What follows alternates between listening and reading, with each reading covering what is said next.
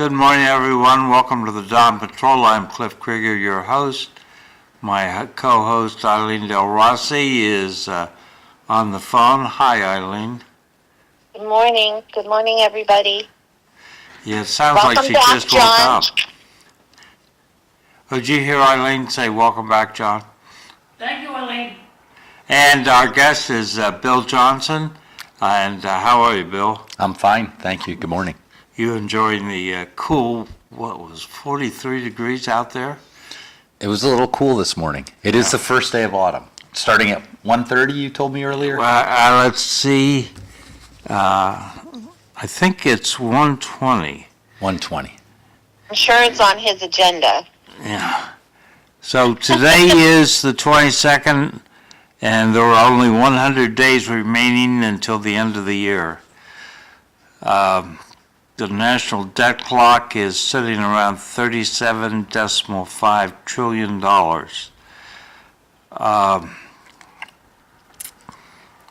of my friends out on the coast sent me an article, which I haven't read yet, that says that excess debt and interest is one of the signs of the collapse of a civilization. So I'll know more about that after I read the article. So we're looking at a low of 43, a high of 72, and it'll be sunny after 10 o'clock, and then rain Tuesday and Wednesday. Today in history here in Massachusetts in 1692, Martha Corey, Mary Esty, Alice Parker, Mary Parker, Anne Pudeter, Wilmot Reed, Margaret Scott, and Samuel Wardwell were hung, the last of those to be executed in the Salem witch trials. So I'm glad that finally came to an end. What through their mind? When they're being executed. There's I know there's books, but I'm not a good reader. there's academic work that says that witch trials and these types of behaviors cluster around economic distress. So when there's not enough food, people go over the top and they abuse and attack the weak. And widows and women historically were in very vulnerable positions. It's a very sad thing that we did in our society and other places in Europe did as well. Thank you. I heard wheat germ was a factor. Wheat germ was a factor causing Yeah. witch trials? Yeah. I've never I'll heard have to do more research on that. Hello, Mike. How are you? Good. John says there's a problem with Zoom this morning, so he said to call you. Right. Fortunately, I'm all charged up. Okay.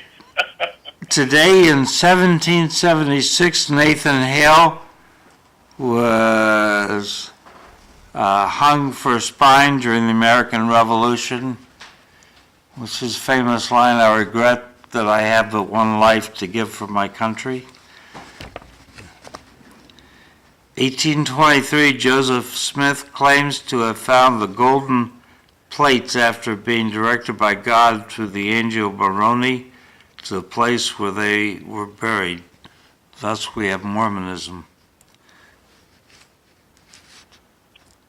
1862, the preliminary version of the Emancipation Proclamation is released by Abraham Lincoln.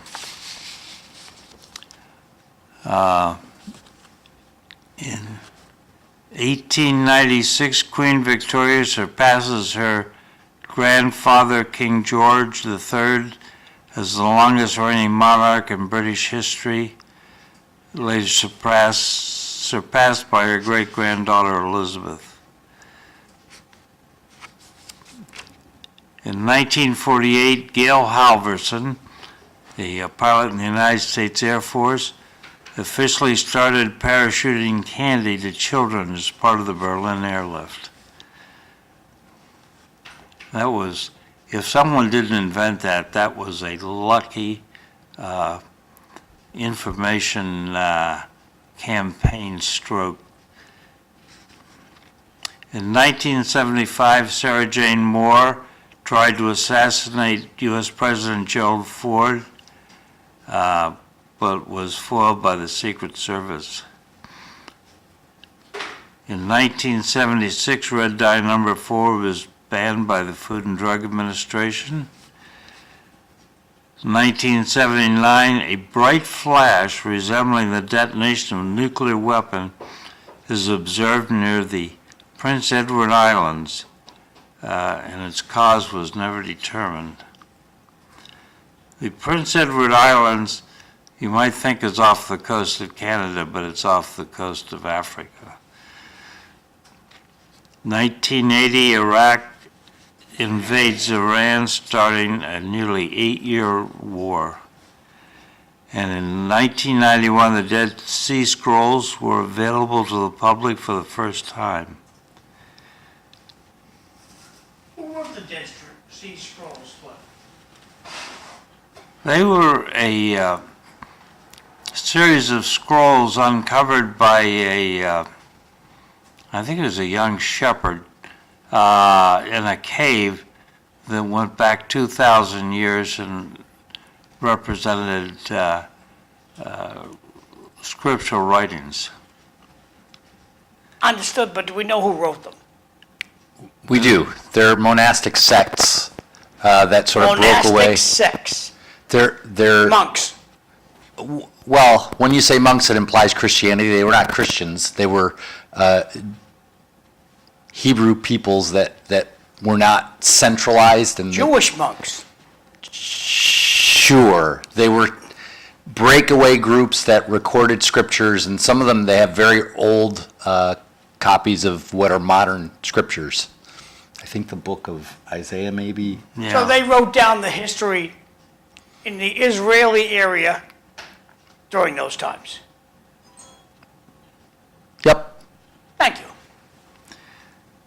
In 1515, Anne of Cleves was born. She Anne of was Queens? Anne of Cleves, fourth wife of Henry VIII.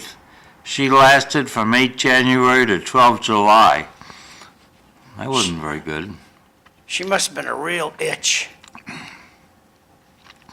1918 is birthday of Hans Scholl, a German activist who died in 1943. He was part of the White Rose movement that showed that free speech was not welcome in 1943 Germany.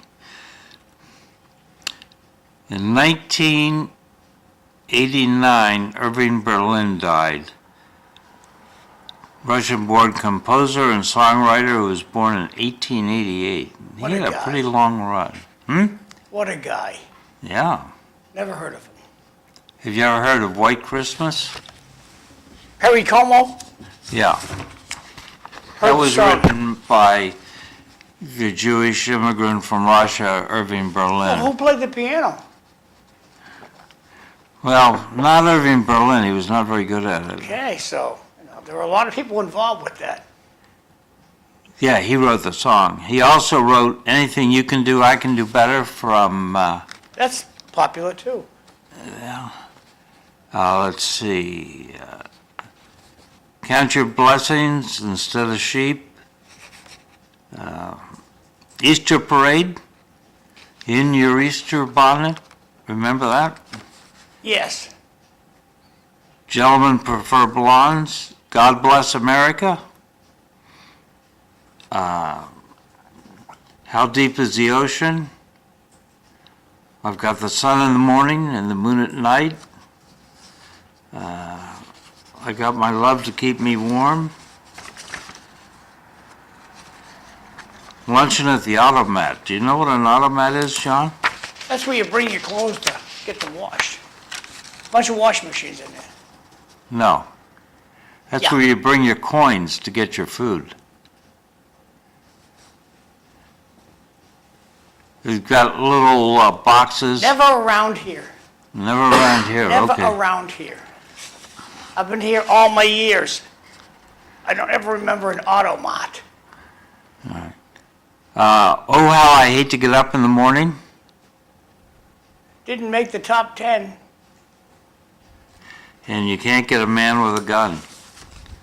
Annie Oakley. That's it for Annie. Yogi Berra passed away on this day in 2015.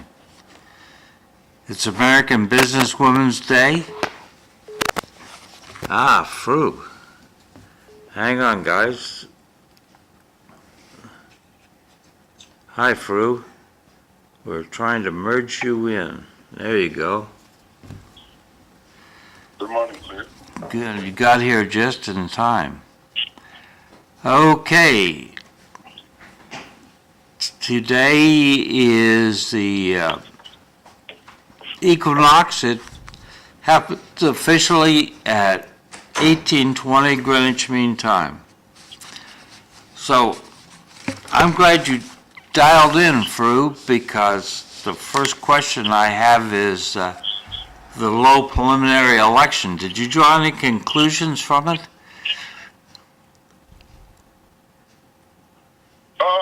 Well, I think it was great, but all I think is there are some incumbents that are on shaky grounds, and I wonder what they will do to be able to bounce back. But during election, you never really can count incumbent power out until it is all done. And there are new faces coming in, and I believe that there are new faces, people that I know very well that have done a very good groundwork for years, mostly female candidates. They have done quite a good work on the ground and being very active in the community. And I think if those voices come in, they are going to bring some new direction to the city that we all love. Yeah, that's pretty much my conclusion too. I mean, Cory Belanger lost. I was shocked at that. And the other two incumbents came in second. Bill, did you have any thoughts on the preliminary? No, it was the first election in Lowell that I've really followed closely, so I haven't lived here that long. Interesting, lots of people and lots of candidates running, which I think is a good thing. Except school committee. What, you have one contested election for at-large, is that right, Eileen? Yes, but still not even enough to trigger a primary, because we would have had to have, so there are 2 seats, so I forget what the numbers are that would trigger a primary. So 1. Would have been So I 5. think, yeah, we would have had to have 5 people running all together. So, amongst you incumbents, is there any talk about how Cory Belanger lost? And- Well, I honestly have not heard anything, but I don't know. I was a little taken aback because, I mean, I know everyone who won, are very invested in the city, obviously. But I feel like Cory Belanger definitely brought a good business vantage point to the city, where as he owned a business and so forth, and especially with the running for the front runner city. I think that he would be an asset if we were to actually get that, and he was able, bring his knowledge of having a business in downtown Lowell for all those years. I think that would be essential, but yeah, it did surprise me. But I guess the voters are speaking that they want new blood all around. Yeah.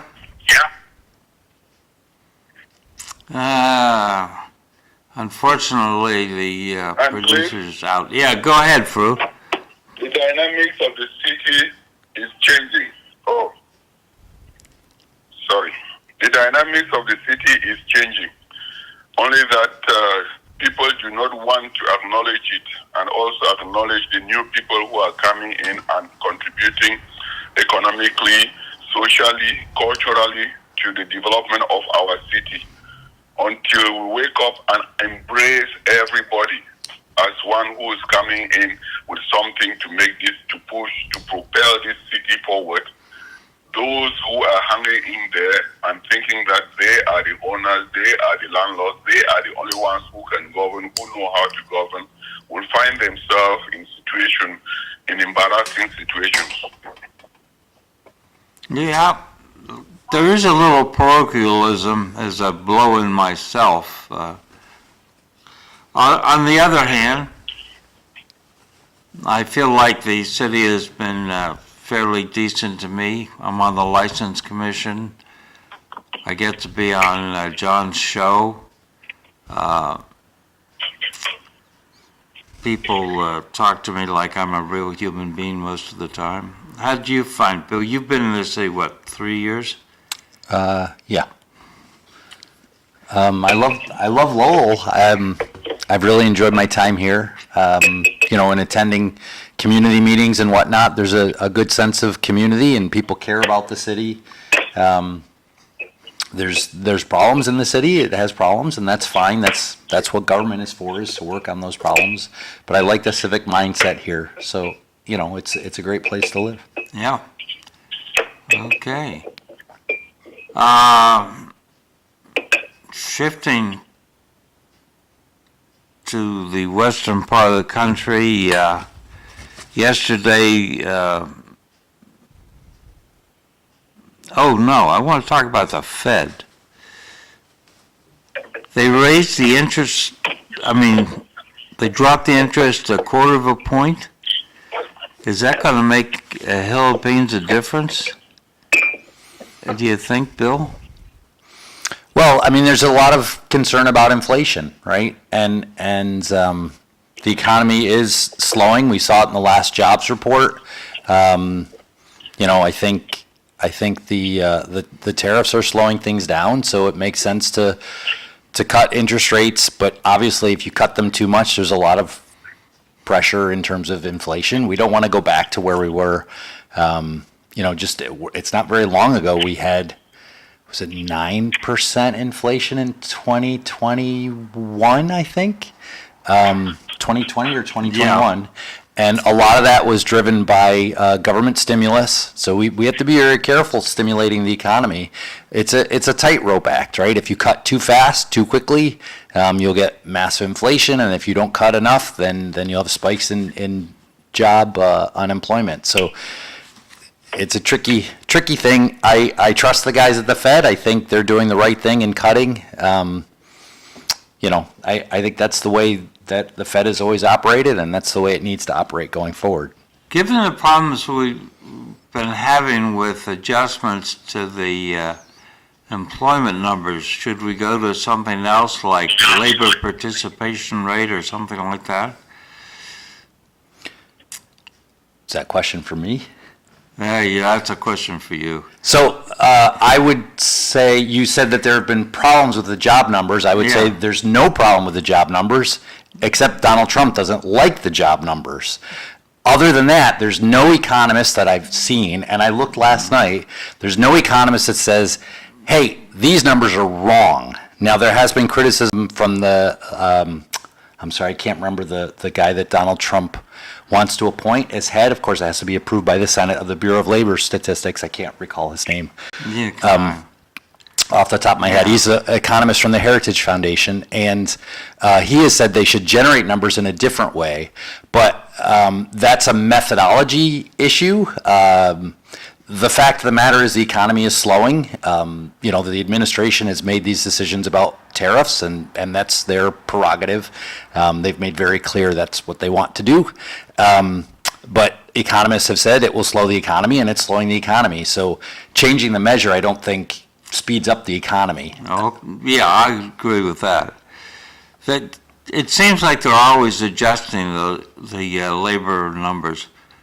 Well, but that's the process they go through. So they do an early survey, And I don't know the Yeah. exact timeline. They send out surveys to businesses, and as the numbers come in, they update the numbers.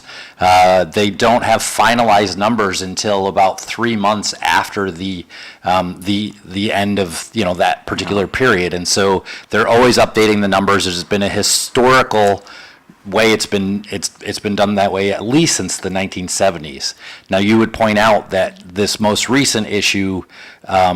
We had the largest change in numbers since 1979, other than COVID. I think Yeah. COVID maybe was bigger. But that doesn't mean it's not working. It just means that times are different now. And I think everybody would say, but the way that the tariffs were put in place has been incredibly quick. It's been very challenging to predict. Businesses have been challenged to predict what tariffs are going to be. And so it does change their information very rapidly, so it makes sense that you'd have a big change in employment numbers. What about the Fed member Lisa Cook, who Trump is trying to fire because she monkeyed with her mortgage? So she's accused. She's accused of it, and there was no documentation. This was written in a tweet. She actually said, "I'm not going to quit over an accusation written in a tweet," which I think that would be silly. So the Congress, when they made the Federal Reserve, they passed the Federal Reserve Act 1905, something like that, made sure that the Federal Reserve governors were only dismissible for cause, which means, of course, if you're taking bribes or doing egregious things that are an abuse of your position, then you should be fired for cause. And the reason for doing this is to create some independence between the executive branch and the banking system. And I think that makes perfect sense. I think it's actually a dangerous thing. Of course, politicians should want to get reelected, or they do, but the Federal Reserve should be about having stability in the country. The last time we had someone pressure the Federal Reserve Bank, it was Richard Nixon, and that was in the 1970s. And for those of you guys who remember the 1970s, it was not a glowing time of market performance. We had a lot of inflation, not just because of that. Of course, you have the oil crisis as well, but we should want to maintain independence. So I remember the creation of the term stagflation. Sure. For a stagnant economy with inflation. And we don't want to go back to that. No. So we've fortunately been able to avoid that. I don't think any of us should want the Federal Reserve making any decisions for political reasons. So far, I don't think anyone has ever accused the Federal Reserve of Donald Trump is getting very close to making accusations about Jerome Powell. Donald Trump is certainly politicizing the decisions of the Fed in a way that makes me a little uncomfortable. I think the Fed should do its job and stay out of politics. And, I think that will make the economy work the best it works. Yeah. So, anybody else have a comment on the Fed? I was going to say, I agree with Bill. It's really tricky to do this, a balancing act. I don't think that people realize how hard it is to try to basically look ahead into the future and figure out how you're going to do certain things to balance everything out. And of course, everything's changing every day or every month or every week. Whether Trump is doing tariffs, a war could break out, a virus could break out again. So it's really very, very hard for them to balance this out. And considering that they've kept inflation under 3% and we're not having mass unemployment, I think they've done as best a job they could do. Yeah. So, I would actually point out that their target is 2% inflation, which I think is incredibly low. They have not achieved that level of inflation. To get there, they would need to keep rates even higher. I think they're doing the right thing by cutting. I actually think that 2% target is just too low. I don't think that's a realistic target. speaking of... Yeah, Go ahead, Mike. No, I'm sorry. I didn't want to interrupt you, Bill. I thought you were done. That's why I mentioned that they've kept it under 3%. Yep. I think that's more realistic. So it had been surprising to me that unemployment has been running at 4%. Back in the dark ages when I went to college, 4% I was told was full employment. That 4% took care of the people changing jobs and retiring and all that sort of thing. So was at 4%, aren't we pretty close to doing well on employment? Yeah, I think in general the economy's been humming along. There are some, dark clouds that, of course, it's always difficult to predict the future. I think seeing these job reports be revised down and less job creation, that's potentially problematic. So far, we're certainly not headed into a recession or deep in a recession. Of course, the Fed would have done something different under those conditions. So I think so far the economy has been moving along fairly well, and I think the Fed and the Bureau of Labor Statistics both agree with that. I don't think there's any real problems right now. Okay. I did want to point out that I've been tracking a lot of stuff on the investments in AI, and that's something to look forward to the future, maybe not in the next year, but over the next 5 to 10 years, that I would think at the very most, on how that's going to affect people's employment. Because of what they're investing in that, it's going to take away a lot of jobs that people are used to doing now.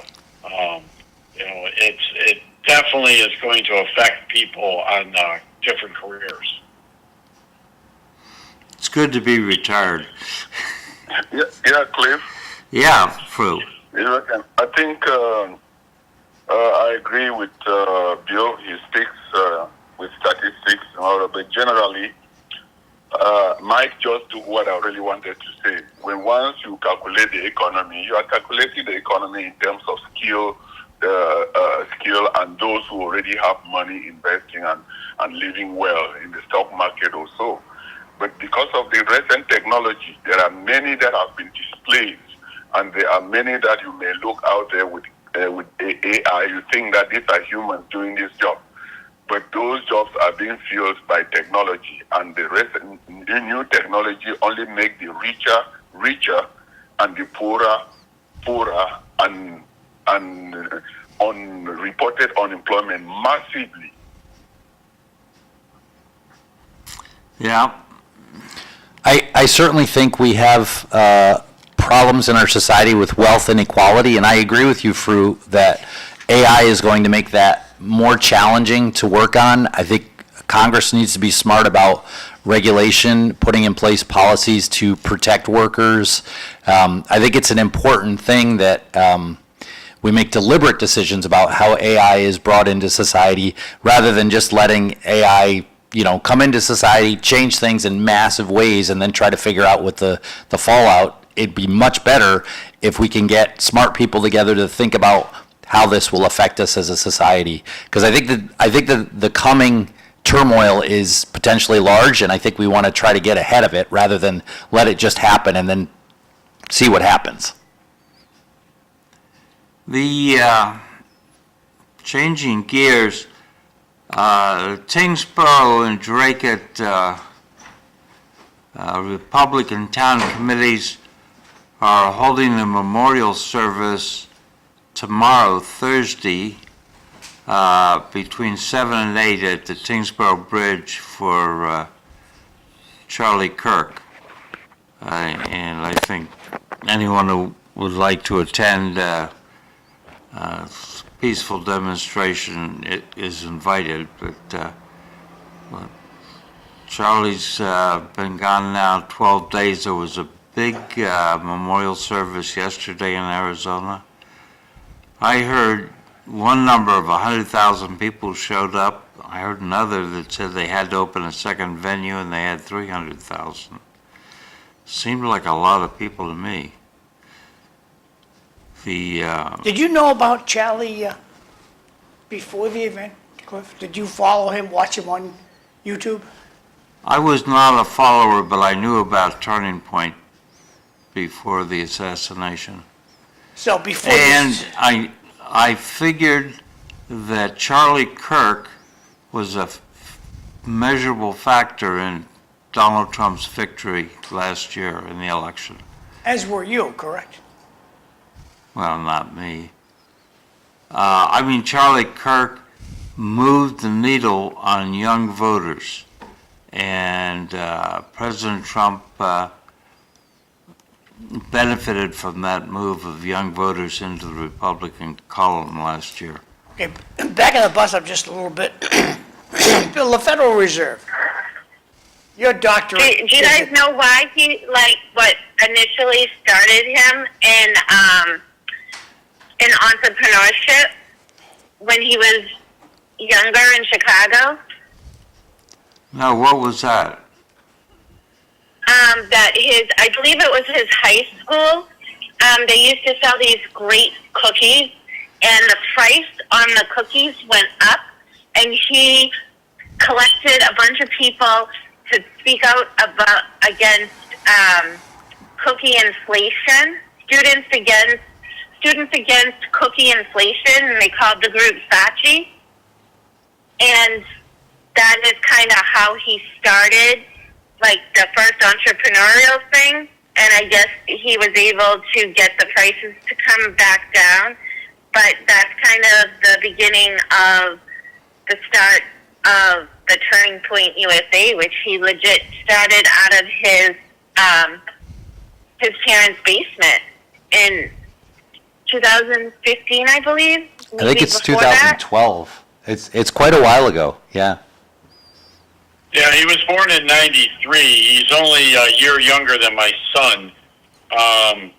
And he basically wanted to do something to change for students to speak conservative on college campuses. That's part of where he started all this. Yeah, and I honestly didn't know much about Turning Point before. All I knew is Charlie Kirk is the guy that spoke on college campuses, but I didn't realize how revolutionary his whole company truly was. And fast forward to realizing, this generation is in a lot of trouble, and that's what he was trying to do, is to help kids who have, then lost their way or have no higher power. Yeah. I did watch the ceremony, the remembrance ceremony yesterday afternoon with the different speakers and that. And I got to tell you, I wasn't shocked, but I was very disappointed in Trump. He just couldn't keep his mouth out of the politics. And that really bothered me because it was not appropriate.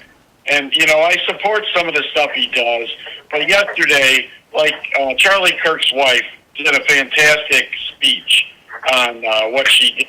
And she publicly forgave the shooter, and I thought that was quite amazing she could do that so shortly after the shooting. But Trump, he just couldn't keep the politics. He should have just talked about Charlie, but he had to bring all that in. And that's, to me, it's just so disappointing that that was not the time and place for it. And yeah, I agree with you, Mike. I heard him tremendously with a lot of people that are on the conservative side. I mean, for me, I was almost at a point of being angry because I'm like, just shut up and talk about Charlie and be done with it. And that's one of the reasons I didn't like a lot of people online for the comments they were talking about it. And a lot of people that we know down here in Florida that we've seen some of their postings, I'm like, can't you separate the two things? You may not have agreed with some of the stuff he said, but, the being assassinated by it is just not right. And the over 100 Democrats that couldn't vote yes on that resolution that they had in the House earlier in the week, I mean, I can't believe they didn't do it, because when that Democratic legislative person and her husband were assassinated in Minnesota earlier this summer, every Republican voted for that resolution condemning the shooting. I don't know what is going on with some of these Congress people, but they need to get their head examined, that you can't understand that this is horrific. It doesn't matter, should not matter what party you're from or any of your background. Any murder is just not acceptable. Yeah, I agree with that. We all agree with that. Yeah. Yeah, I mean, None of this is good for society. take the None of it is. politics out of it. Yeah. I mean, there's no reason to bring the politics into it. Yeah, I was happy the first paragraph of an op-ed in the Boston Globe, it read, the solution to the political violence that killed conservative activist Charlie Kirk on Wednesday is more people like Charlie Kirk. Whatever one thinks of his political views, Kirk was never shy about talking with and listening to people who disagreed with him. The ability and willingness to talk across political lines, to view your opponents as people to persuade and not merely to demonize is what the country desperately needs right now. And that pretty well captured my view around the thing. I did hear an interesting interview, I think on Saturday, with I'm sorry, I don't remember their names, but the governor of Oklahoma, who is a Republican, and the governor of Colorado, who's a Democrat, and they were specifically talking about this. And the governor of Colorado, when he was asked about, Democrats now think, a portion of Democrats think Republicans are evil, and a portion of Republicans think Democrats are evil. And they use the word evil. I reserve that word for religious context, but his response was, the news media would like to portray it that way, but I think we as Americans, we all stand for the same things, and I think that's an important thing to be careful about. Sometimes the media can overhype, and I would say the enemies of America would love us to tear ourselves apart. We need to be very careful and say we're Americans first, and everything else we are, in terms of our political affiliation or those kinds of things should come later. And so I'm sort of reiterating, and I know, sort of preaching to the choir, but we should not be tearing ourselves apart. We can disagree on policies. We've done it on this show. We do it every time I'm here. But we all love this country and want this country to succeed, as did Charlie Kirk. I just think that's an important thing to say. Yeah. And I agree with you, Bill, but unfortunately there are a number of people that are involved in the country that do not want our country to succeed, do not want us to get along. And that's where the issue is. And this is, like Charlie Kirk says, when we stop talking, that's when the hatred and the other things happen.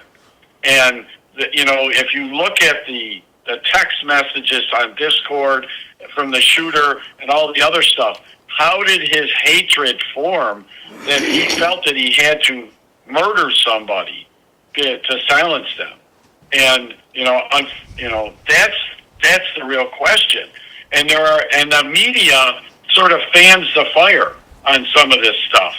And I think we need to take a closer look at where they're coming from. And people people on the podcast here tend to take more time to look at things and not just believe everything. But unfortunately, there's a lot of people, if they see it on the news or see something, they just believe it. They don't check to see if it's fact-based or balanced or any other thing. So that's the real enemy, is to get the right information out to everybody so they can make an informed decision. Bill, you want to read these? Sure. The first comment says, I agree with Mike 1,000%. The second one says, wasn't that nice how Melania roped Regina in with me and Eileen in her column, SMH? That's from Corey Robinson, City Councilor Corey Robinson. Definitely uncalled for. The next one says, and I would like to reply to this one, but I'll read them all and then I'll reply to this one. A lot of it started with Chuck Schumer / Maxine Waters telling everyone to get in their faces. What do you say, Dr. J? I will come back to that one. Let me just read the last one. Because the Democrats only care about the party, not the people.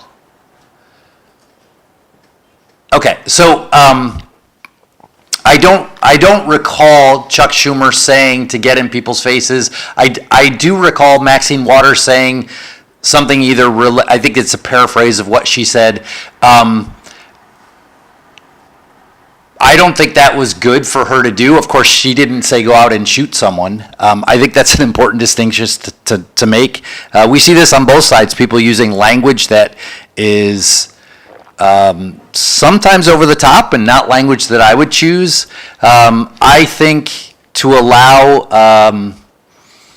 I mean, we have a political process. We have a freedom of speech. We allow people to say what we want. I don't think people should be harassed in public or harangued in public.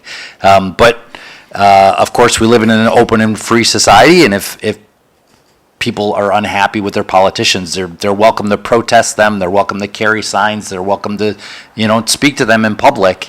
That doesn't mean I have to, agree with everything everybody says. There was another text that came out that I lost, Bill. It said, "Why aren't we blaming the gun?" What?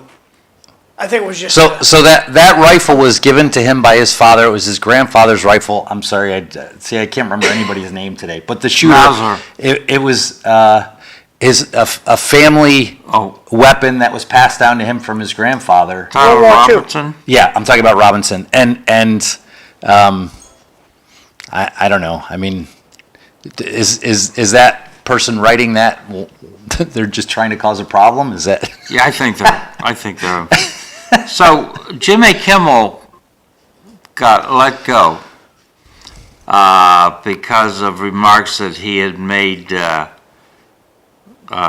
on TV, saying that the shooter was a MAGA person, and then the FCC chairman Brandon Carr.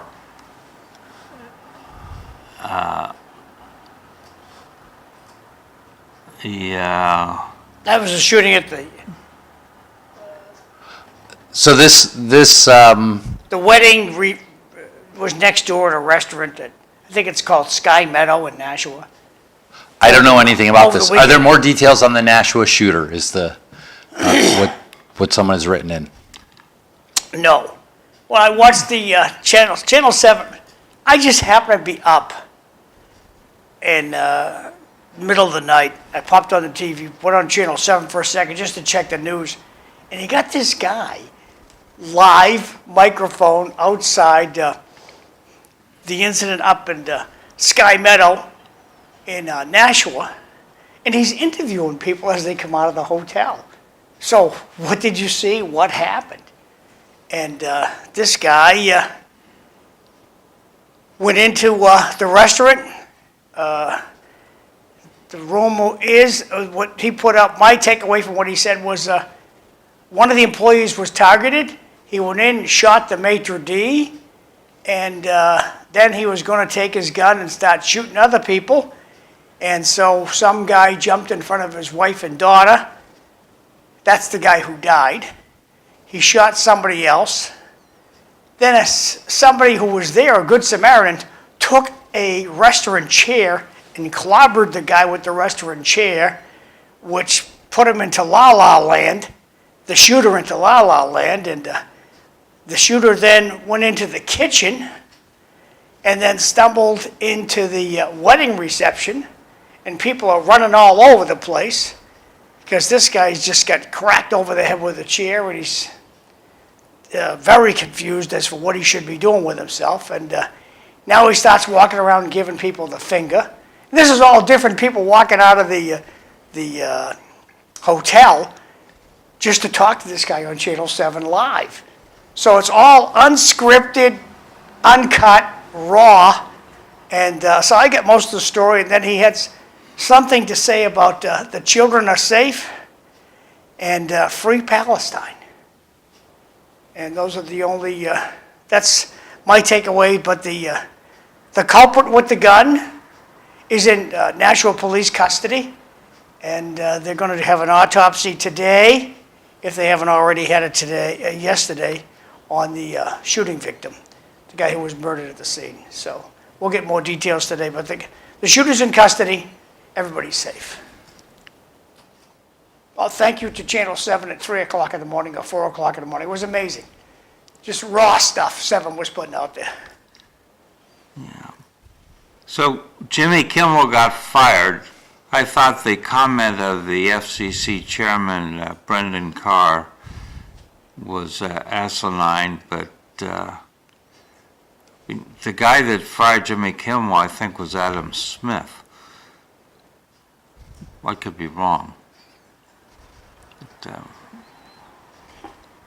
do you have any thoughts on Jimmy being fired over his Charlie Kirk comments?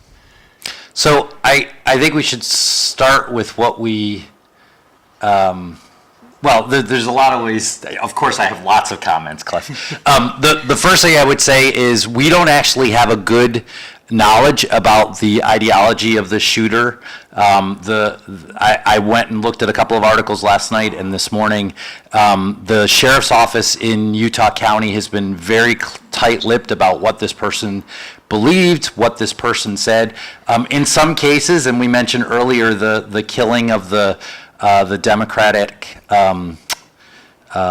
member of Congress in not federal Congress but state legislature in Minnesota, that shooter had written out an ideology and intended to murder people of a certain bend.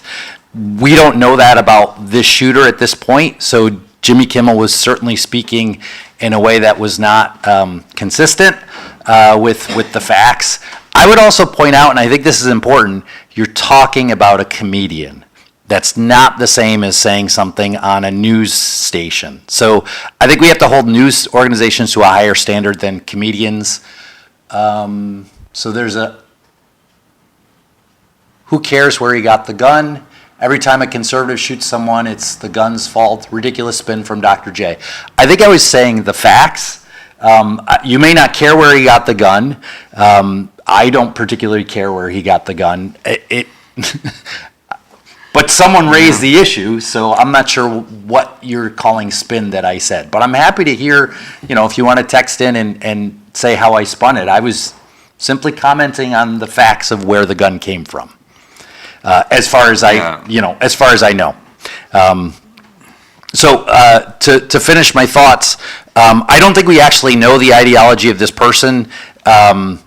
In the same way we heard earlier this week from Kash Patel, the FBI has started labeling killings, and I made a note of this, and I have it in my phone. They've started to label them as, let me look it up so I get this correct.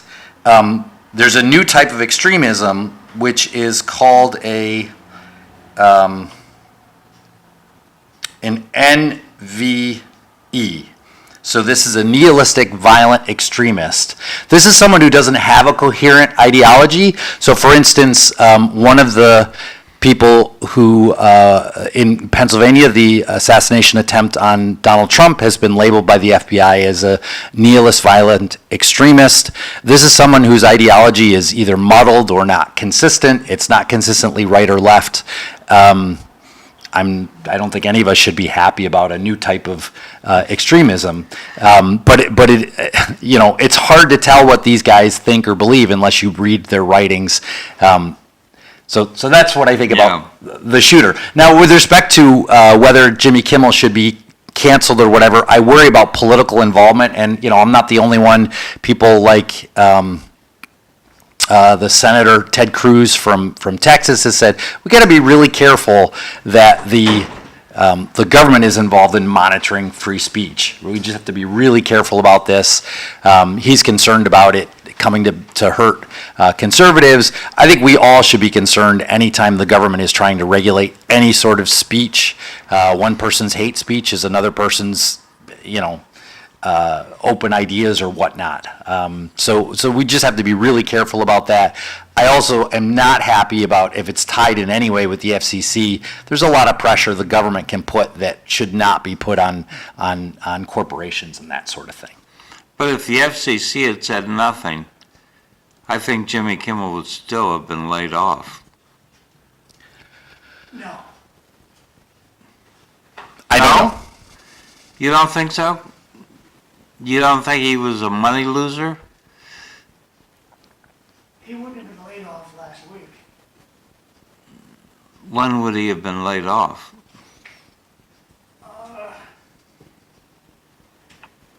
He made it through this round of season finales and regenerating seasons, so maybe next year.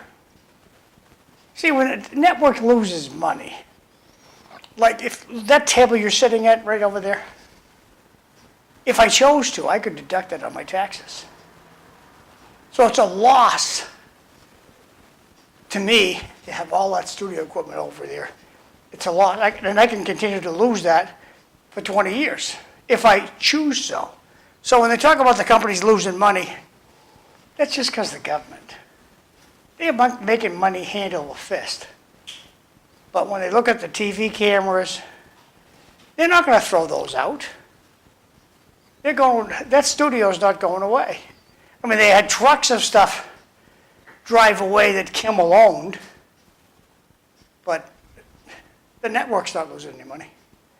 They run in Steve Harvey at nighttime, they'll find somebody to chug in there. I never watched the show, any one of the three. Back when Johnny Carson was on, I would watch Johnny Carson because I enjoyed, it was funny. Him, Ed McMahon, it was funny stuff. When I watched the recurring event of the remarks that he made about Charlie, and then later on President Trump, the laughing in the background was canned laughter. The audience wasn't laughing at any of this stuff. So when you're creating your own laughter, like every time I say something, I'll have a laugh track come up and laugh. None of this is funny. I think they stopped being funny a long time ago. That's when I watched CNN and Fox. They're not news stations, they're opinions. The blue coats watch CNN, the red coats watch Fox. And I'm unenrolled. I just want the news. Like Channel 7 gave me at 3 o'clock in the morning. I just want the news. Thoughts, gentlemen? Eileen, what about schools laying off teachers for texting out ugly comments about Charlie Kirk? I mean, I think that regardless of what anyone thought about Charlie Kirk, he was a human being. He was American. He was a father. He was a husband. He was a hard worker. I don't think any teacher should be speaking out badly about him, no matter what their beliefs are, because that's just devaluing life, no matter whose life it is. And I don't think there's any place for that in education. So, Cliff, can you give a little more detail about, you said they texted this? So a text is a communication between one person and another. Yeah. And I don't think any school district has any business in monitoring or otherwise regulating what one person says to another. That's, I said text, and what I really meant to say, putting it out on social media. Okay, so that's I do think that's a different issue. Yeah, I don't know the context really. There are teachers who lost their jobs over this, or what's the? Peabody, Framingham, Sharon, and Wachusett regional schools. They fired teachers for this? Yes. Can I just barge in here, Bill? You teach economics, right? Finance. Okay. How long can you teach Nazism or anti-Nazism and get paid for it? Your job in is- my classroom, then I wouldn't be doing my job, right? I'm a finance professor, Right. so I don't teach political ideology. That's- But he's not saying that the teachers in the classroom were teaching Nazism. That's- He's saying implying on their personal time, like they were not neglecting their duties as teachers, I don't think. No. On their own time, they said something in public, and they broadcasted it publicly, which is a different thing than if they said it to another person. That's a more complicated I issue. take away what some of the, they were teaching it in class. Were they But teaching it in with class, teaching, Eileen? Go ahead, Let's listen to Eileen. Eileen's answer. Yeah. Go ahead, Well, Eileen. as a teacher, we are, I mean, especially when I worked for Methuen Public Schools, we are held accountable for what's out there on social media because anybody can access it. So there, I use the example of Eden Carney, Turtle Boy, right? Like, he wanted to be Turtle Boy, so it was, and when people started finding out what he was posting, it was suspended from his teaching job. Because you can say whatever you want. If Well, you she's work bubbling up, in we gotta turn the page. We're gonna go to break. private company maybe, or whatever. But if you're working for a public school district and you're representing students in your way of life, I mean, I think that brings it to a different level, especially in today's society where there are no real right or wrong rules in the realm of social media. All right, we got to take a break, Eileen.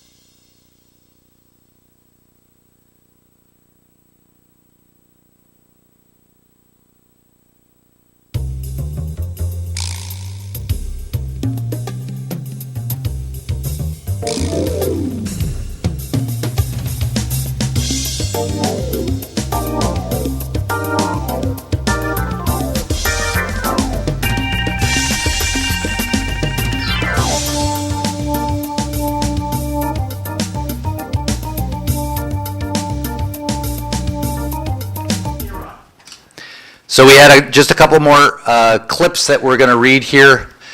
Jimmy Kimmel's show was losing money in ratings year over year. Let's stick to the facts. The View is next. The younger demographic is moving away from the TV. TV is for people over 50. That kind of hurts, guys. That's from Bart. I didn't get the other one. I got to read the other one. Why is everyone concerned about a guy who is not funny? He also made a boatload of money. Now we care about the rich people. I thought rich people are bad. Jay. But that comment about people over 50, that kind of hurts. Oh, I know. Welcome to the City Life Show. I'm Cliff Krieger, your host. Eileen, are you still there? Maybe not. Mike Smith is with us from Florida, and we have just a second. I have to check. She had to get going, she's listening on YouTube. Eileen just texted me, she All had right. to get going. So we have Bill Johnson, professor at UMass Lowell, and our guest for the hour is Tara Hung, representative down there on Beacon Hill. And you represent the middle of Lowell, is the way I think about it. That's true. 18th Middlesex District. Yes, that's right. And how old are you, Tara? I'm 25. 25. You're Do you just not young watch kid. television? I don't have cable. Okay, I guess the person who wrote that is correct. So Tara Hung represents the new upcoming generation. The election, was there an election, were you in one of the districts that voted in the preliminary election? Yes, I live in the Acre neighborhood. Yeah. And we have a preliminary election a few weeks ago. Yeah. And now 2 of the candidates will move to the general election. Both of my district that I represent, the Highland neighborhood, which is the Upper Highland, the Lower Highland, and the Acre, both have a preliminary election there. Did you draw any conclusions from the preliminary election of Gary Balser getting losing and Paul Rathiem and John Dakota both coming in second? Did you draw any conclusion as a politician? What I see on the preliminary election day was there's low voter turnout. And I feel like the candidate and the community need to do a little bit better in sharing information and resource to get people to come out to vote. Even though the incumbent in Bellwood area didn't make it, but the incumbent in the Acre, District 7 and District 8 did make through the general election. And the challenger for District 7, which is the Acre, who's running against Paul Rathiem, Sidney Ling, been doing an amazing job. Thank you. In doing an amazing job in reaching out and get people out to vote. I think that's one of the big thing that hurt the incumbent a little bit. Yeah. Okay. So, how is Beacon Hill? Good. Beacon Hill we was on recess in August, so we just now coming back fully in September.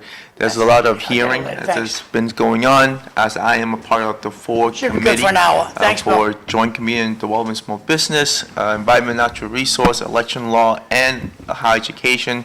We have schedules of a few hearings along the way. For now until the end of the year, there's a few more bills that we need to hear on, and we still for environment, natural resource. We're still discussing about the governor bond bill that we haven't moved out the committee yet. So that will come along as well. Tarek, that whole mic next to you, between you and that's bent down next to Cliff, Yeah. give that to Bill, will you? Okay. Okay. Bill's mic might be dying. We're going to let it die, and he'll go to the new one. Good, thank you. Thanks. Well, pass the other mic to Mike. There we go. So, Let me ask you this question. Tara, how would one have known it was time to vote a couple of weeks ago? How would the commoner know it was voting day? You're an elected official, so you keep your ear close to the rail. Mm-hmm. But your neighbors, how did your neighbors know it was voting day? Well, what I did during a few weeks or months before election, I pretty active on social media and try to remind people to come out to vote.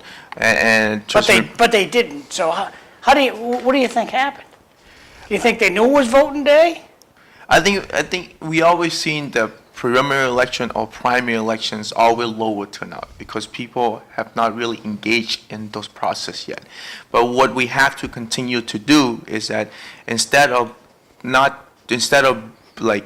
saying why we have low voter turnout, let's put some more work into it and encouraging more people to come out. Did you ever think of asking our city manager, why didn't he send a reverse 911 text, it's voting day? I don't know. I mean, they call my house at 3 o'clock in the morning to tell me Uncle Tanus is walking down Gorham Street with a red hat on and he's 75 years old. No hesitation to do that. But voting day, why couldn't they have sent out a text at 8 o'clock in the morning? It's voting day today. Well, I'm just asking every elected official that question because your time's rolling around next year, buddy. I know. And you can It's get already bumped started, out in a but- preliminary election just like Gary Balser did. I don't have any. I don't have answer to your question at the moment. But what I can say right now is that Will Roseberry, the new election director for the city of Lowell, have been doing a really good job in the sense of trying to reach out to people in the community. Well, he failed. Well, it's his, year and a half in the position, so. I know that you're an easy marker. You're giving him an A. I like the guy, but he failed to get the vote out. Well, And- wait, we're grading on a curve. We did You can better say that all you than want, Cliff. Tewksbury The and numbers- Tewksbury. The numbers, when Mark Kratman comes in, I'm gonna do the same thing about Tewksbury. And when Colin Loisel comes in from Tingsboro, I'm gonna ask him the same question. What the hell's the matter with your reverse 911 for voting day? Well, thanks for the suggestion. I haven't thought about that. Reverse 911. I know So, they'll say that, oh, it's against the law. So's doing 65. Find a way, Mr. Manager. Find a way. so you're on a natural resources committee? Yes. We've had a little bit of a brouhaha, not in your district in South Lowell, about expanding the electricity production down in Spaghettiville. Have you been following that? Yes. And then I saw in the paper that some communities all upset about some company wanting to put a battery farm into their town with lithium batteries. With this changeover to wind power and sun power, and with the coming of artificial intelligence, AI, we're going to need a lot more electricity and a lot more storage capacity. Are you guys down on Beacon Hill thinking about these issues? And has anybody been proposing any solutions? To touch the point of what's going on right now in the Markley, Yeah. in South Low, I know might be a discussion, there will be a discussion coming up tomorrow, Tuesday, on the council meeting relate to what's going to happen next. What I understand the situation is that the neighborhood around that particular area just don't like the noise and the environment around it as well. It's not safe for everybody, and they've been pushed back in so many different ways and encouraging Markley company to do better for the neighborhood and just take notice that you're a big company, but there's also normal people living around it as well.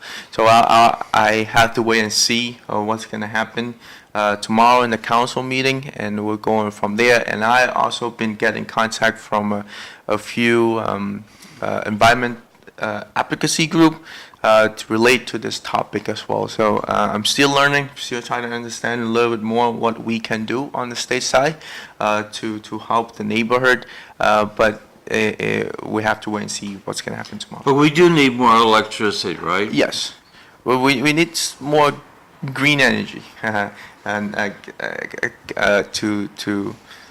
to help what's going on. So, Excuse me. So, the state is working on increasing the amount of energy flowing into the state?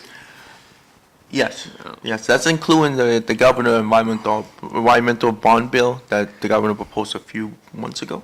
There's still time for the committee to work on it and make it a little better. So I had seen some comment about the Mass legislature being not very effective in getting things done. I saw something which I thought was weird. It said they'd only passed 12 bills so far. Are you guys sort of dogging it, as we would have said back when I was young? Is it a little, are you not tackling the issues? we working on it. There's many different bills on the House side that being filed every single year. This year was over 4,000 bills that being filed, and each of the committee working pretty hard every week or every other week to put out a hearing, encouraging people to voice their opinion, writing a testimony, see on how can we move the bill and make the bill better for everyone here in the Commonwealth. At the same time, people have to notice that I complained the same thing before I get into the state legislature. Got elected last year. Is that why nothing moving fast? But when you get into this position, the session in our state of Massachusetts is 2-year session. So this haven't been a year yet, but we've been moving along a way for so many different bills through the community and out of the committee. It's a process. It's there's a process that we follow that how things should be operate on the House side. So, yeah. So I saw where the apparently it's been proposed for next year 40 ballot questions. That's a lot of ballot questions. And the Boston Globe said people have written off the legislature as a place to enact meaningful policy.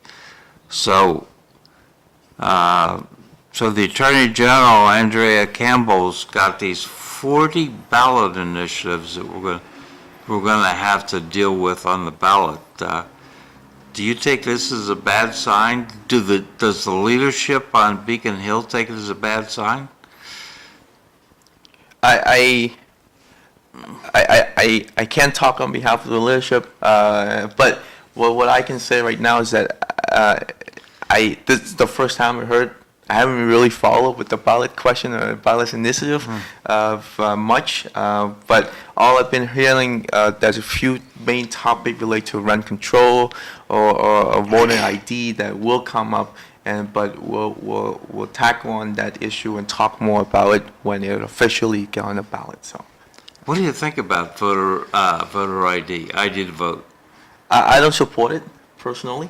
But I think what we have right now in the Commonwealth on how people vote is pretty unique and really easy for people to go out to vote who are citizen and able to register to vote. So you just back up the bus here. You do not support this. Correct. I just want to make sure you clarified such an idiotic statement, but that's okay.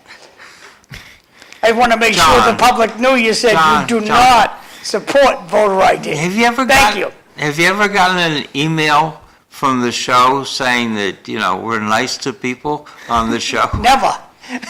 Never. Not today either. Darren knew when he was getting it. Thank you, John. He agreed to come to the show. Yeah. And it was not going to be a nice time. It's First time, supposed to be a great it's time. nice.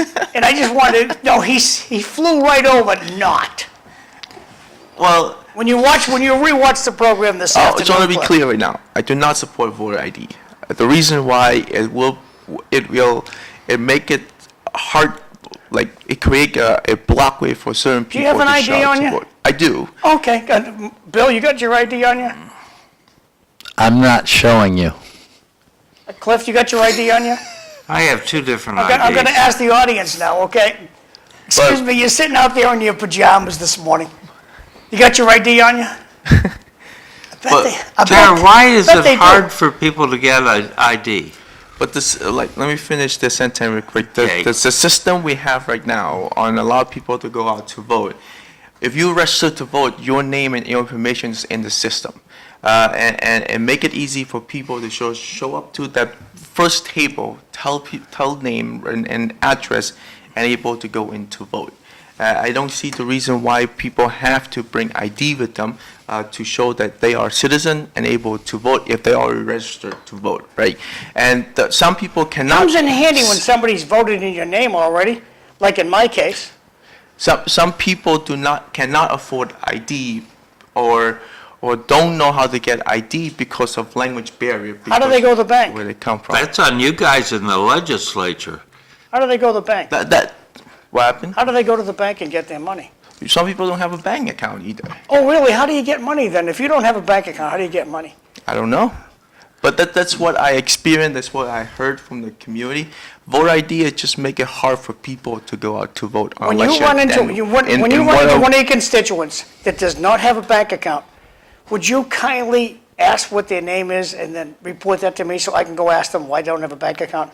I bet you there's nobody in the Commonwealth of Massachusetts that does not have a bank account. That cannot be true. I will not Think do that, about John. it. Think about going out on That I cannot can be go true. across That the common right now, go to a homeless guy and say, hey, you got any ID? And he'll pull out his EBT card, which has his picture on it, and you think he has a bank account? right here. And you think he has He's his... got ID. No, you said bank account. You think he has a bank account? He's got, okay, I can drag it to ID.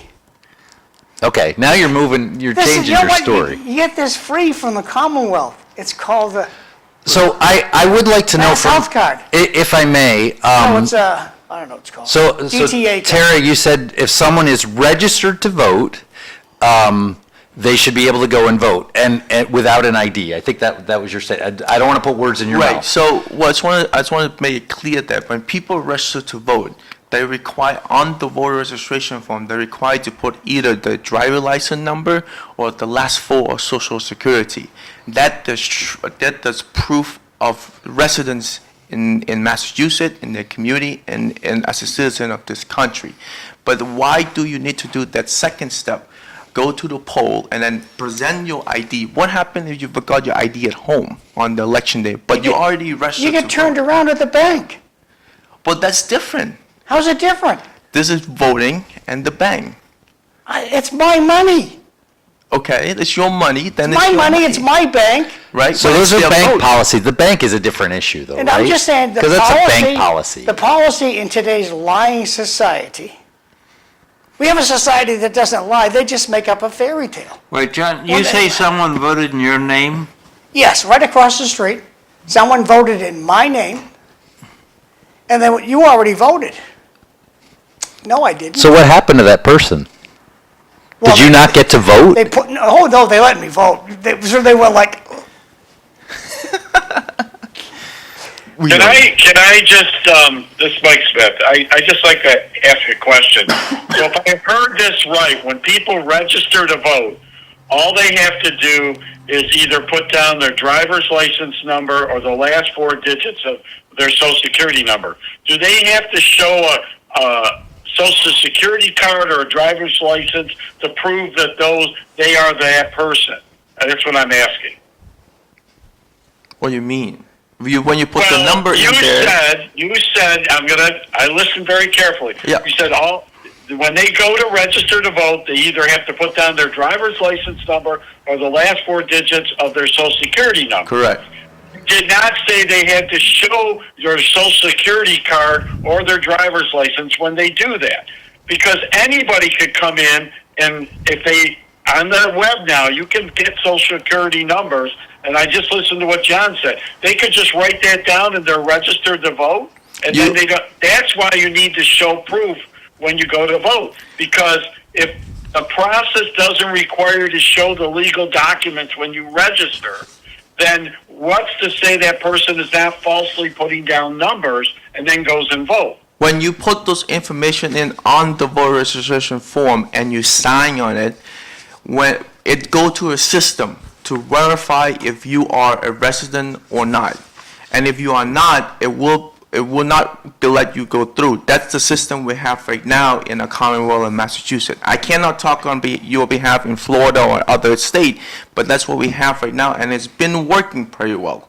And so many years, before I was born. So why will we change the system that working right now to make it democratic harder stance. for people to blue go out to underpants, vote? blue underpants versus red underpants, that's what it is. Let me ask the question then. So you have numerous countries that when people go to vote, they have to show government Well, ID. we're not those countries. We're in the United States of Even in America, and we live in Iran, Massachusetts. which is a dictatorship, those people have to show government IDs when they vote. I don't understand the big issue why people can't show, they shouldn't show ID. I mean, I lived in New York. It was even worse because when you show up to vote, all you have to do is sign your name. You don't have to show any ID at all. So I used to always ask the people, who's the handwriting expert? Because all somebody has to do is look at that registration and they could copy the signature on there and they could say they're voted. You don't have to show where you live, nothing. I just don't understand the big thing about why you shouldn't have to show ID to vote. You have to show ID to buy alcohol. You have to show ID when you get a driver's license. You have to show ID for numerous things that are common everyday things. But you don't have to show ID when you vote? So, Mike, if I think the idea is that we want to encourage voting, and I think many people feel like there would be a disproportionate effect on the poor, a disproportionate effect on maybe certain racial groups, and people think that's problematic. So I think that's the main argument for why people don't want there to be ID at the poll. Bill, when you don't read these. Is that a fair statement? Do they have data to prove that, though? They always say that's what they think That's is gonna what happen. people say. I don't know about the data. The fact of the matter is, the majority of the unenrolled people in the United States of America, including Massachusetts, want voter ID. The Democratic Party does not. The Republican Party does. And that's a fact, in my mind. Bill, read these, please. Sure. Could you just resize it slightly? What do you want me to do? I can't read. I can't. The first word. Yeah. It's about being connected to the political class in the city. Most Lowellians are not connected. I think that's a comment about the low numbers at the vote. polls. Yeah. I don't remember them ever asking me for my last four of my social or my license number anytime I did not have to present an ID. I think that may be very glitch. Tara Hong gave the correct answer to voter ID. The speaker is watching, and this is the position of the State House. Be careful. It doesn't matter what people want. Welcome to the Massachusetts mob. Wow. Grand Slam, Mr. McD, idiotic comment, show ID. What are you afraid of? Bull fertilizer, statement about the ID argument. Jay. Can I just make it the flip argument, which I think John would support, that there's a lot of fraud going on, and voter fraud, and I would argue that that's not the case. In fact, I think we had a federal election where people looked and looked and looked for, there were massive numbers of people looking for actual fraud. And I think they found in the entire United States, I don't know, in some states there were like 6 cases. So actually the case that you're mentioning specifically about someone voting in your name, I've never heard of that. That's a terrible thing, and I hope they caught the person who did this, and that person is incarcerated, and that's what we should want. But there's certainly not the case that there's an epidemic of massive fraud, and I mean, that's just, the facts don't support that. Most of the people who get on the plane are honest people. Most people get on the plane are honest people. Yeah. Okay, I'm not sure I understand what that Try to means. walk into any State House building I think you need without ID. being Is that electronically your searched point? and presenting ID. Sure. So we have a presupposition. I can't go into a building the taxpayers own. I forgot my ID. You know what happens to you? You can't go in. Tough cookie. Sure. Goodbye. But Sure. I paid to park. Tough cookie. Goodbye. So it melts Tara's argument that they came all the way down here to vote, you're not going to let them vote. You won't let them into a building in Boston. Which building? Go into the State House? Yeah. You don't need ID to go in the State House. Okay. You do not. Field trip. We'll take a field Yeah, trip. Come on. Wait, You do not. you have to have an ID to go into the courthouse just down the street here. I parked my car and everything. Oh, really? I don't know that. I parked my car and everything. I paid to park. Well, I just want to point the point, going back to the conversations, that the way on how people register to vote in our Commonwealth of Massachusetts is that they have to prove they are residents of the Commonwealth, and they have to fill out their voter registration form, which your name, they click the box to U.S. citizen, put your social security, last 4 social security, or your phone number, your driver license, thank you, and then your address that you live in right now, and you sign in it and you submit it into your city election office to put you into the system to register to vote. and then they verify from there on. But Okay. when you get your driver license with the DMV, they also ask you, do you want to register to vote by through that?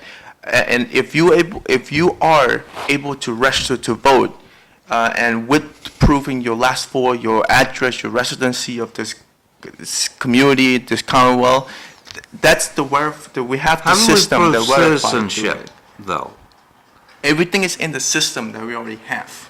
Like if I was a undocumented immigrant, and I went to get a driver's license, how would they know I was an undocumented immigrant versus a U.S. citizen? What happened? I'm sorry, can you say the question again? How would they know the difference between someone who is not getting a driver's license between someone who is and is not a citizen? What do you mean by that? Well, my granddaughter's husband is Dutch. They live in Ohio. Wooden shoes and everything. Yeah. How would, assuming they lived here, how would the registry of motor vehicles know that he was not a U.S. citizen when they gave him his driver's license? Well, the system we have right now, I can't talk only for in our state. We're required to have a real ID. To have a real ID, you have to prove your, if you are naturalized like myself, Yeah. to get my real ID, I have to prove my citizenship certificate that I got when I become a United States citizen. And the second proof of ID, I sent in my birth certificate to just show that I'm real and also a U.S. citizen. And that's what the system we have here in the Commonwealth to get okay. an ID. Yeah. I think you guys have beaten this to death. I did I'm want gonna to do the say in announcements, Cliff. support of what Tara Hung has said, that while I think the 2020 election calls into question what Bill was saying, I mean, it was kind of quirky, the numbers. From a statistical You're talking about point of the view- federal election. The federal The election. federal election was certified by Republicans and Democrats. It was said by a Republican that it was the most secure election we had ever had. The U.S. Attorney General said the election was fair and complete. I don't know what misinformation you intend to spread, but those are the facts of the election. I'm just saying that. You can say whatever you like, Cliff, we're but gonna turn those are the the page. facts. A bump, but I wanted to support Tara Hung to saying that I think that showing up with your name and your address is sufficient in Okay, Massachusetts. thank you, Cliff. I All think right. we've had it. I'll read this. Had it up to here about election ID. I had to show proof of ID in this last election in Lowell, a viewer writes. It is insulting to all people to say they have no IDs. Thank you for that comment. Okay, so this is an announcement I've been asked to make, and Tara knows all about this. So Tara, what's going on here? John, I believe this event have canceled it. It's canceled? I believe so, yes. Did the Representative Ronnie Elliott send it to you? Somebody sent it to me. I don't know who sent it to me. Oh, okay. I believe we postponed this for now, so I'm not sure. So what's going on? Your name's on it, so you don't know? Representative Ronnie Elliott and the whole delegation decided to postpone this for now because. Understood. Okay, so moving on to the next announcement. Yes. then. Eric Gitch is having a party, and I know I'll be there. It's coming up Thursday, October 16th at the Wappin Wef right in downtown Lowell, 197 Market Street, and $25 donation, and it goes up to whatever you want to give. 5:30 to 8 p.m. That'll be a good time. Looking forward to that. That's my only announcement. I'll toss the other announcement. I have one other announcement. As we said in the first hour, tomorrow between 7 and 8, the Tewksbury and Drake Republican city committees are holding a memorial for Charlie Kirk at the Tewksbury Bridge. That's tomorrow between 7 and 8. Tomorrow's a big day. I got another announcement What's for- her name's?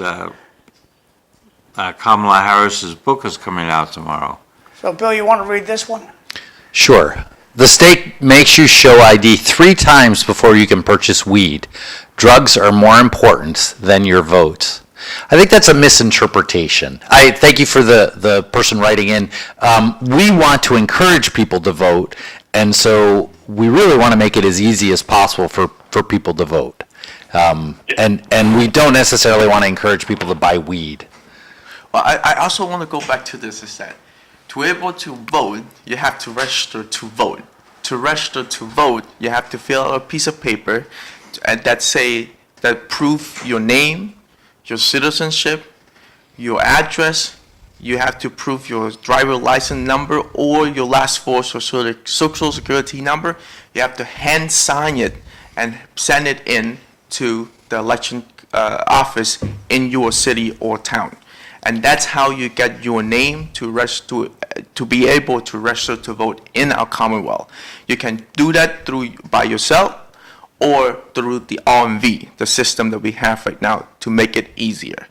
The reason why I don't believe that you need to prove your voter ID at the poll location when you go to vote, because why do you have to do the second step to show up and require you to have an ID and say that I am real and human and live in this community while you already registered to vote and you already in the system already? So that's why I oppose the voter ID requirement that a lot of people, some people try to put into our state. The system we have right now is working. Let's just continue using that and encourage more people to come out and participate in the democratic process instead of adding more steps to encouraging people not to go out to vote because some people do not have an ID with them. That's my comment. Well, it's probably a myth on my part, but one of the things that separates us from a lot of other countries is I can walk around the block without an ID card, and the police may stop me for something, but they can't just stop me to say, papers, please, to show ID. I don't have to have an ID on me to step off of my property. So to that extent, I think that our show up, give your name and your address is a pretty good way of determining whether or not you're a registered voter.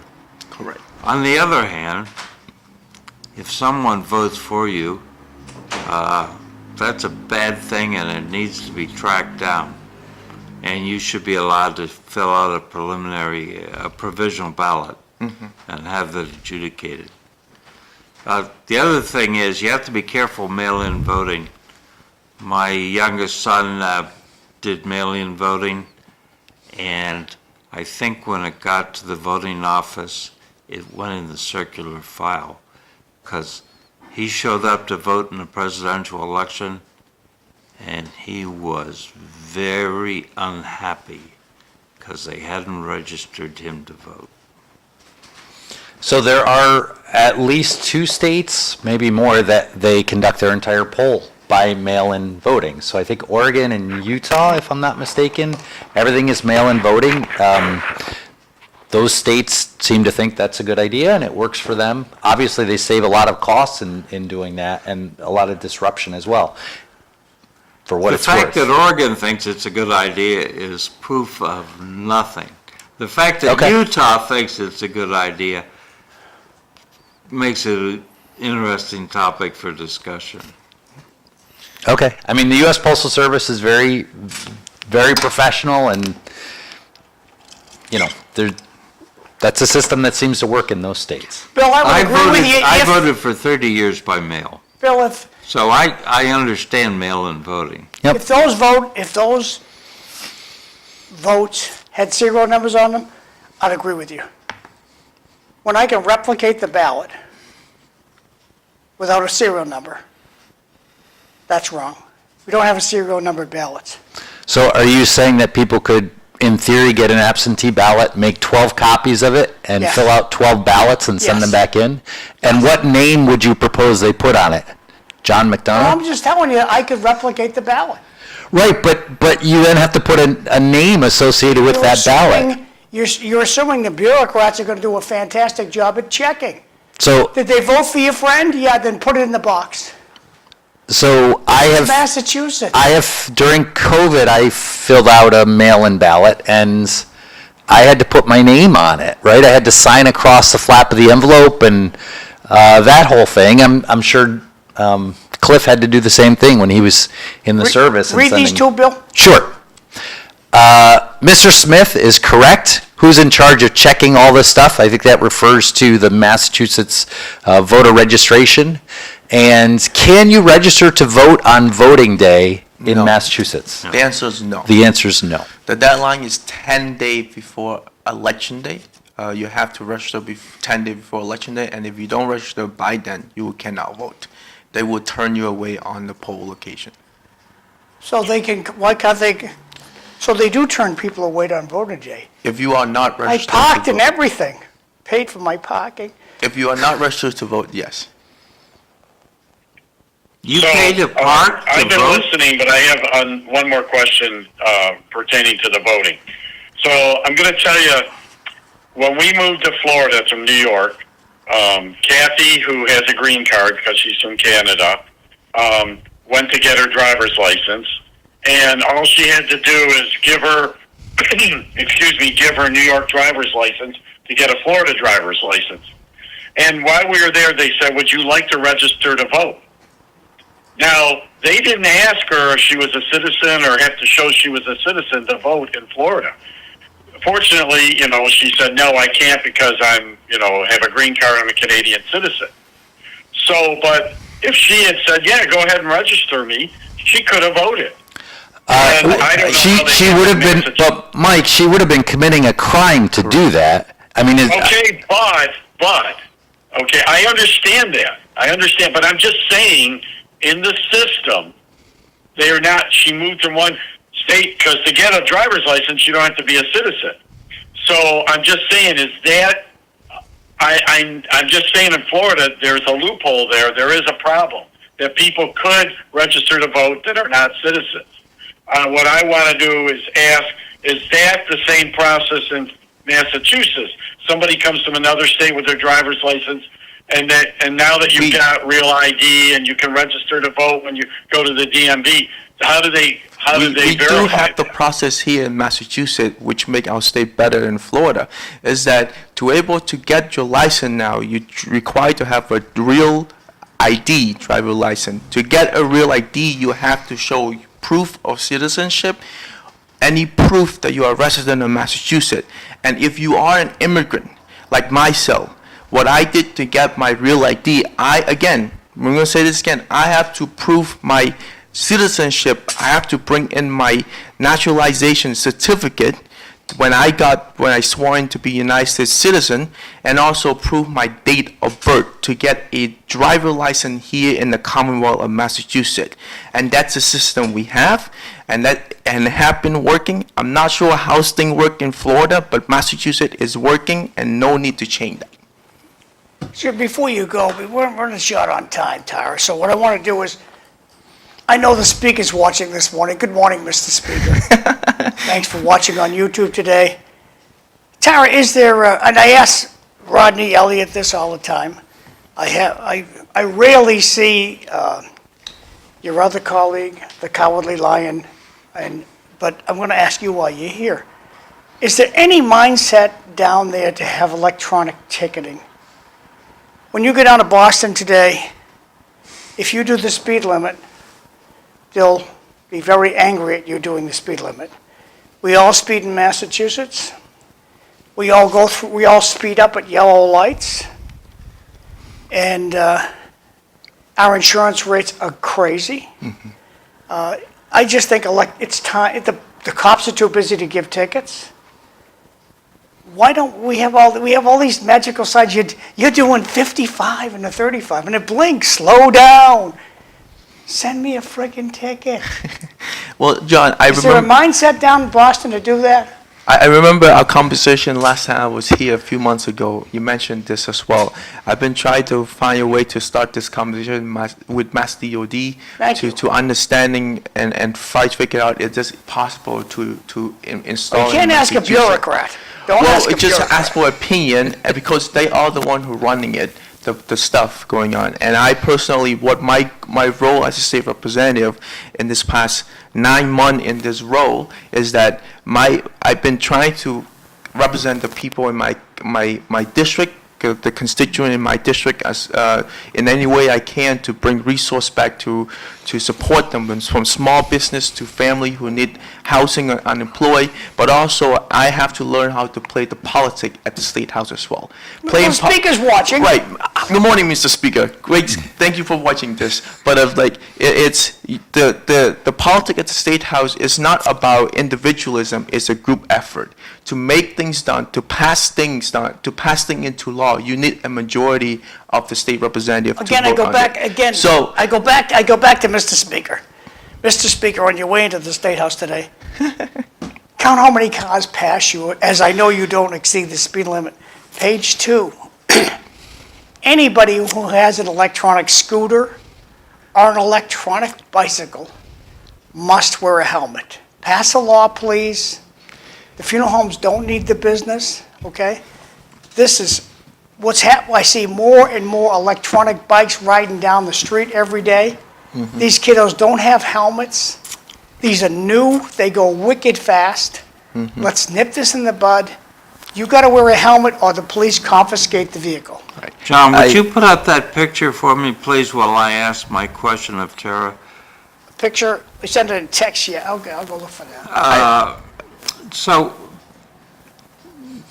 is there any thought down on Beacon Hill or in the bureaucracy that the fact that people are doing 75 in a 65 zone is an indication that the public is voting, that they think the speed limit should be 75 and that 65 is an irrational application by a bunch of bureaucrats, that 65 is the wrong speed limit, it needs to be changed? I don't have the answer to that question at the moment.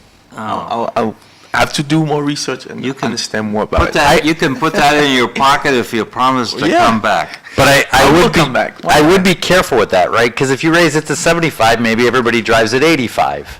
I think we need to be careful with that. It needs to be studied There carefully. was a study back in the 1950s in which they found that raising the speed limit resulted in the actual average speed on streets dropping.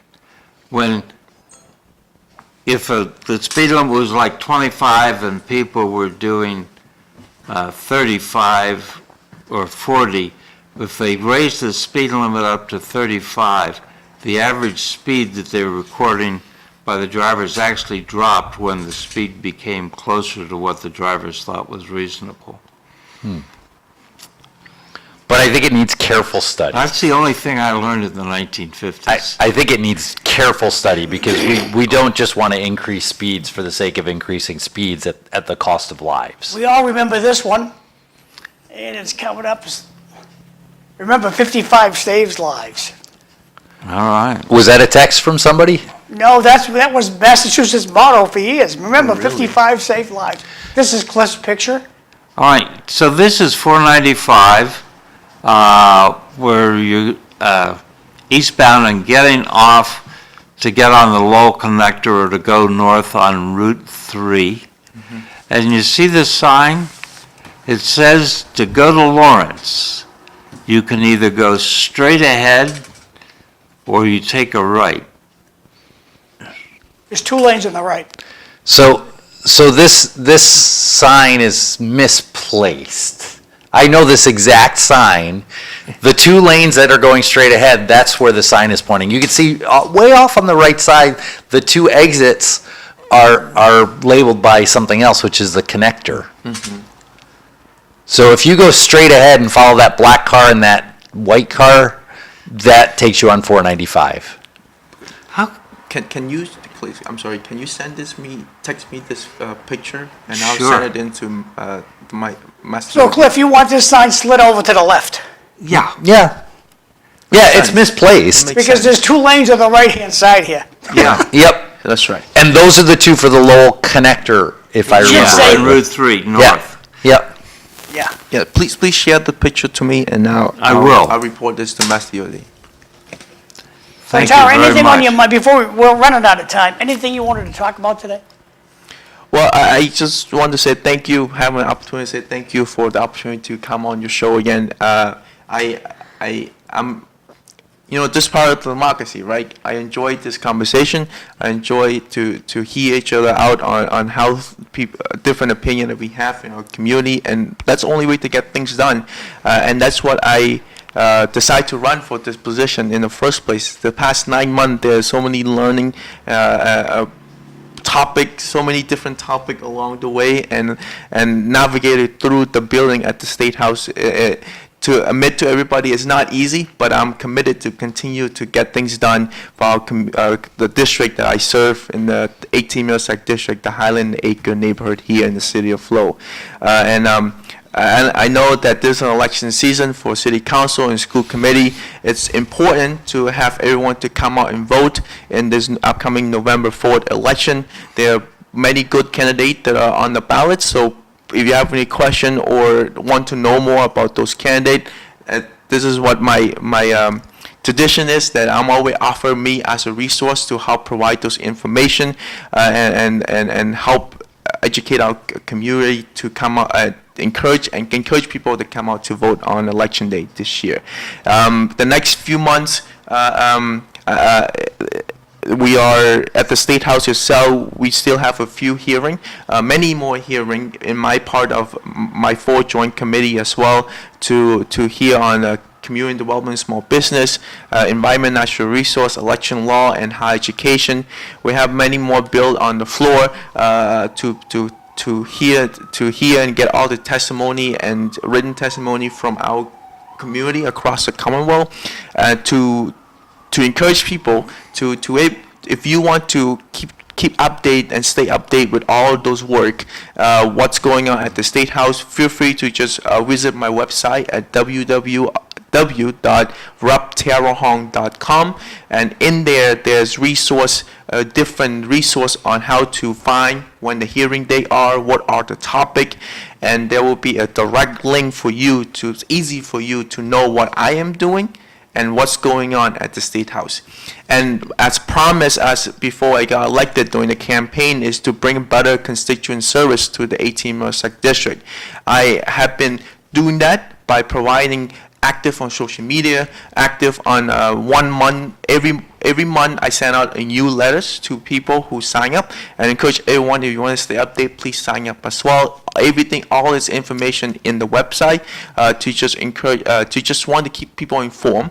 And I understand that sometimes our topic and ideas will be a little bit different, but my goal and my job is to serve you as my constituent in 18 Middlesex District. So if I encourage people to not go on social media and just going crazy, but if you have any disagreement with me, feel free to reach out and we'll find time to talk and we'll sit down one-on-one. That's how I operate, and that's how I believe that this position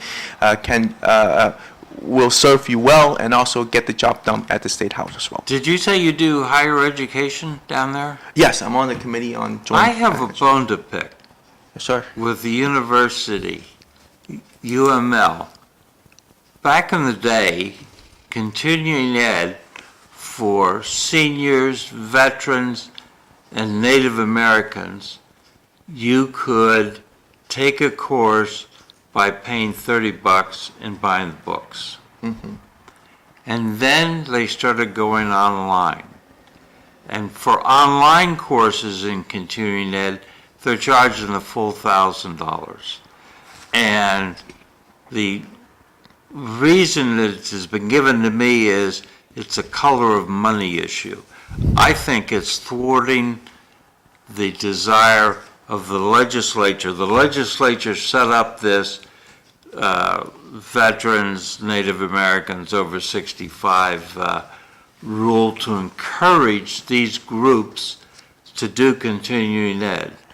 And now, by charging full freight for online courses, which ought to be cheaper than in classroom courses, I think that UML is just working against the intent of the legislature. So I will send you a note about this. Okay, thank you.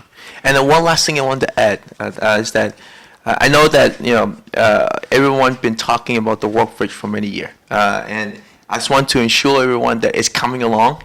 We got all the money, the construction is on the way, and there's update to send out from my website and my social media a few days ago, in a sense of the construction is happening, and we'll see that's coming soon in the next few years or so. So I haven't heard anything from Mass DOT and complaining it's not happening. So that's a good sign. So I'll keep in contact with the Mass DOT and to get all the update and any information to share back to the community. But so far so good. We'll get the work bridge soon. John, you had a question an hour ago about the Fed. Do you remember what it was? Yeah. Mike, do you have a question for Tara Hung?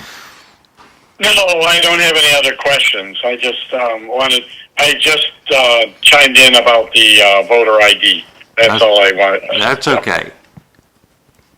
All right. Mike, Bill, you want to read these? Sure. Thanks to Tara Hong for coming on the show. We would have been stuck with just Cliff and Bill for another hour, and Cliff and Bill would have been stuck with each other for another hour.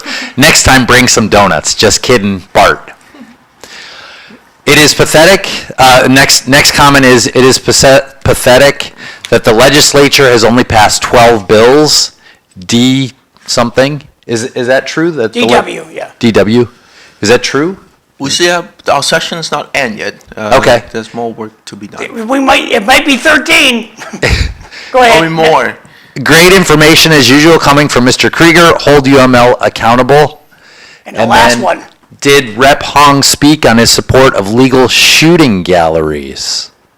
I don't know what that means. That's for shoot 'em up your heroin. We're going to have a special heated room with chairs and everything where you can come and shoot up. So this is about having spaces for addicts to, like monitored spaces for No, they're taking not monitored. drugs? It's just a heated room. Go in there and shoot up, baby. What do you mean? Is that you talking about with the? This is not clear. It's not clear. What does that mean? That's my takeaway.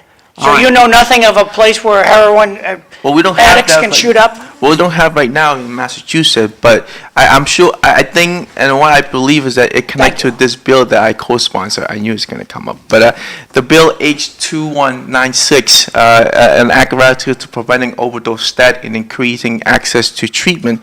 This bill itself, it just, if it go through, it's still in stuck in the committee on either report out or sent to study. It's the idea behind this bill is to find a way to preventing more overdose death in our Commonwealth of Massachusetts and also increase access to treatment. In the bill, I know there's a lot of people, and including one of council as well, have issue related to the statement that says supervision of person who use pre-obtained substance.